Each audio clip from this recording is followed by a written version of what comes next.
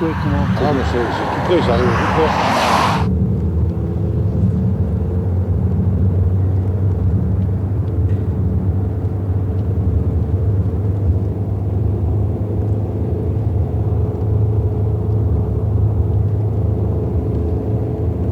Nécrotechnologie, si tu veux, c'est le pendant aux biotechnologies.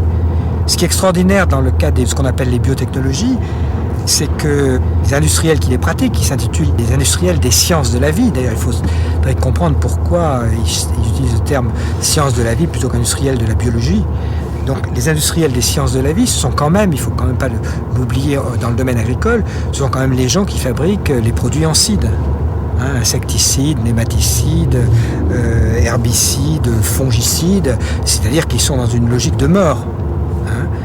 Et comme ces gens-là fabriquent aussi des plantes, des semences, donc les soi-disant organismes génétiquement modifiés, le but de ces gens-là, c'est aussi de séparer la production de la reproduction, c'est-à-dire de stériliser les plantes, dont témoigne la technique de type Terminator. C'est-à-dire que voilà des gens qui sont dans une double logique de mort, puisqu'ils sont dans une logique de stérilisation du vivant et dans une logique de tuer, enfin dans une logique de biocide. Ces gens-là se présentent comme les industriels des sciences de la vie. Enfin, je veux dire, c'est quand même extraordinaire comme renversement orwellien du vocabulaire.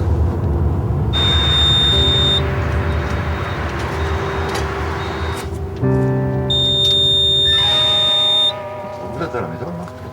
À la maison? Vous êtes de Finisson? Non, vous rigolez, il n'y a plus personne. Oui, d'accord, mais non, parce que je ne sais pas, vous pouvez me faire le dossier de la carte, là, sur le temps. Bon, je ne sais pas. Mais oui, ben, je sais pas, là il y en a un qui marche pas, là il n'y a pas de ticket, mais... Ouais, non, mais ça c'est pas un problème. Moi, il me refusait la carte, celui-là. Enfin, je vais voir, peut-être que c'est ma carte de téléphone.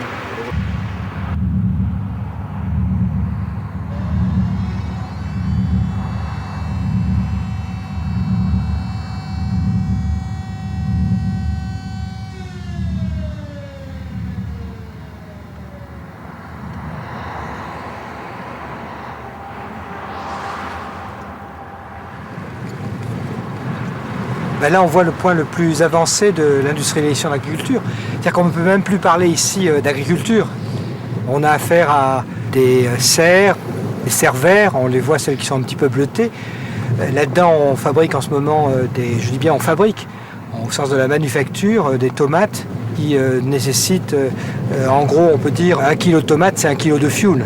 C'est-à-dire que là, les gens ne consomment pas des tomates, ils consomment du fuel lourd, plus des engrais, plus de l'électronique pour piloter tous les systèmes, plus de la main-d'œuvre marocaine, et qui est une main-d'œuvre souvent clandestine et qui vit dans des taudis un petit peu plus loin, là au pied des usines de Berre. L'agriculture, c'est quand même quelque chose qui doit avoir encore une base de sol. Ici, c'est du hors-sol. Les serres verts que nous voyons, ce sont des serres où les tomates sont élevées sur des roches inertes, dans lesquelles on fait circuler une solution nutritive. Donc ça n'a plus rien à voir avec l'agriculture, et pourtant on va continuer à appeler ça agriculture, comme on va appeler les tomates qui sortent de ces serres, on va appeler ça des tomates, on pourrait appeler ça des pétrotomates aussi. On s'aperçoit à quel point le vocabulaire est totalement trompeur, et le vocabulaire, disons, et ce n'est pas par hasard que ce vocabulaire trompeur est utilisé par les scientifiques et par les généticiens pour cacher ce qu'ils font. Alors qu'ils s'en rendent pas compte, ça c'est en effet tout à fait classique en matière de science ou en matière générale, c'est qu'on est, la génétique joue un rôle essentiellement idéologique dans cette affaire-là, et l'idéologie ça consiste bien à exprimer les valeurs ou les envies ou les besoins des classes dominantes en prétendant que ces valeurs sont absolument naturelles et objectives, une naturalisation donc des rapports sociaux. Et c'est ce qu'on a fait, donc il m'a fallu évidemment très longtemps pour débrouiller ce discours scientifique et génétique et pour m'apercevoir que ce discours était faux de A à Z.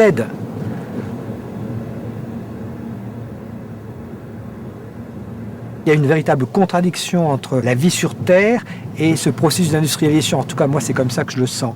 Et pour moi, l'agronomie, consiste à faire gratuitement par la nature, et évidemment, je tremble en le disant, gratuitement par la nature, ce que nous faisons à coup de moyens industriels. Donc c'est quand même ça. Et on voit bien, quand on utilise le terme gratuit, on voit bien les obstacles absolument formidables. Parce que pourquoi une société qui est toute entière organisée pour marchandiser absolument tout, comment une société de ce type pourrait-elle développer, mettre au point, disons, ou s'engager dans des méthodes de la gratuité? L'agronomie, c'est pour moi la science de la gratuité. Et ça, c'est totalement contradictoire et totalement subversif. Alors peut-être qu'il faudrait avoir un ministère de l'agriculture et de la gratuité. Ce serait pas mal, là. Je pense que là, on commencerait à s'engager, en effet, dans des voies qui permettraient de préserver l'avenir.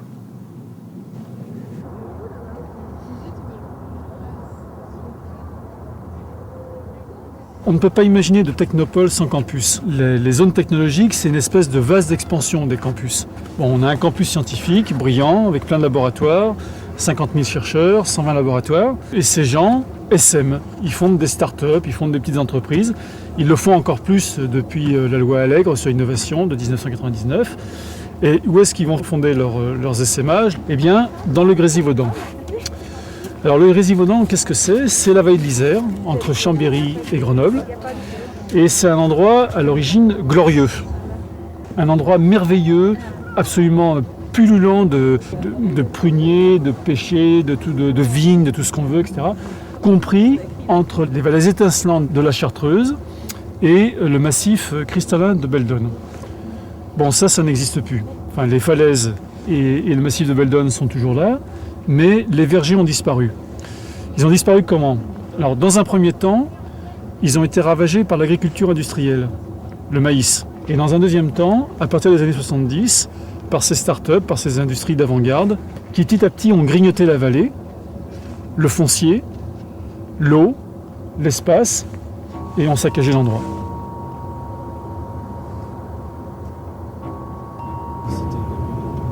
Un peu plus loin, quand on continue, on va vers Crolles, où on a aujourd'hui l'Alliance, c'est-à-dire le plus gros investissement industriel européen de ces 10 dernières années, qui regroupe ST Microelectronics, Motorola et Philips, pour une espèce d'énorme usine à puces. Pour fabriquer ces puces, on a besoin d'eau. Les puces, c'est extrêmement gourmand en eau. En fait, c'est parce qu'on grave le silicium, et donc pour le graver, on utilise des gaz et des solvants toxiques. Et ensuite, il faut rincer tout ça pour que ça soit purifié. Et ces opérations-là consomment énormément d'eau, parce que le site de l'Alliance consomme entre 500 et 700 mètres cubes d'eau à l'heure, ce qui est considérable. Et a passé des accords avec la commune et la communauté de communes pour que la fourniture en eau lui soit garantie.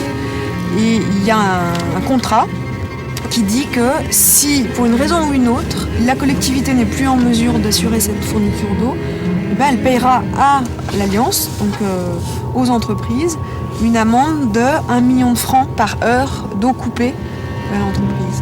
Et pendant la canicule de l'été 2003, par exemple, la priorité des priorités, c'était de continuer à fournir l'eau à l'Alliance. C'était pas les paysans, de toute façon les paysans ils sont moribonds, mais la priorité c'était de fournir cette eau. Et Crolles, du fait de la présence de l'Alliance sur son sol, est la deuxième commune pour la consommation d'eau en Isère.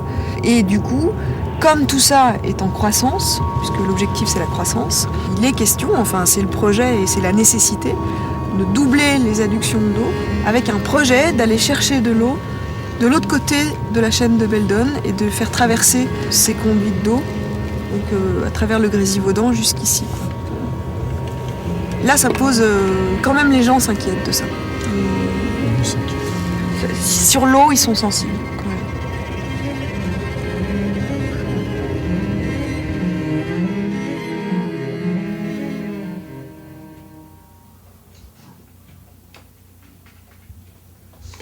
Je dirais qu'il y a une préoccupation évidente de l'opinion publique en matière d'environnement, mais cette préoccupation ne se traduit pas par une saisine considérable de la juridiction, et notamment de la juridiction pénale en la matière.